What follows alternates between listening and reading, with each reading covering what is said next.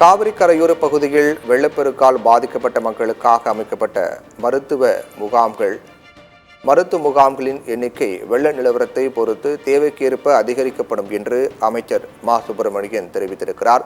மருத்துவ முகாம்களில் சளி, காய்ச்சல், உயர் இரத்த அழுத்தம் உள்ளிட்ட பரிசோதனைகள் செய்யப்படும் என்றும் அதற்கான மருந்துகள் வழங்கப்படும் என்றும் அமைச்சர் மா சுப்பிரமணியன் தெரிவித்திருக்கிறார். முதற்கட்டமாக 37 மருத்துவ முகாம்கள் அமைக்கப்பட்ட நிலையில் முகாம்களின் எண்ணிக்கை 50ஆக அதிகரிக்கப்பட்டிருக்கிறது என்றும் இதைத் தொடர்ந்து இன்னும் தேவைக்கேற்ப முகாம்கள் அதிகரிப்பதற்கான வாய்ப்பு இருப்பதாகவும் மக்களுடைய தேவைக்கேற்ப முகாம்கள் அதிகரிக்கப்படும் என்றும் சுகாதாரத்துறை அமைச்சர் மா சுப்பிரமணியன் தெரிவித்திருக்கிறார்.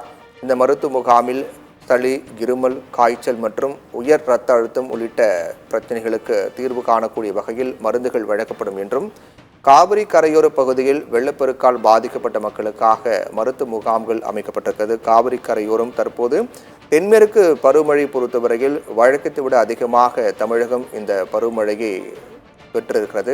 அதன் காரணமாக மேட்டூர் அணை நிரம்பியது. அதே போன்று கர்நாடகாவில் இருக்கக்கூடிய பிரதான அணைகள் நிரம்பிய காரணத்தால் நீர்வரத்து என்பது அதிகரிக்கப்பட்டு காவிரி கரையோர மக்களுக்கு வெள்ள அபாய எச்சரிக்கை விடுக்கப்பட்டு பல்வேறு பகுதியில் காவிரி கரையோரத்தில் வசிக்கக்கூடிய குடியிருப்புகளுக்குள் தண்ணீர் புகுந்து மக்கள் நிவாரண முகாம்களில் ஆங்காங்கே தங்க வைக்கப்பட்டிருக்கிறார்கள்.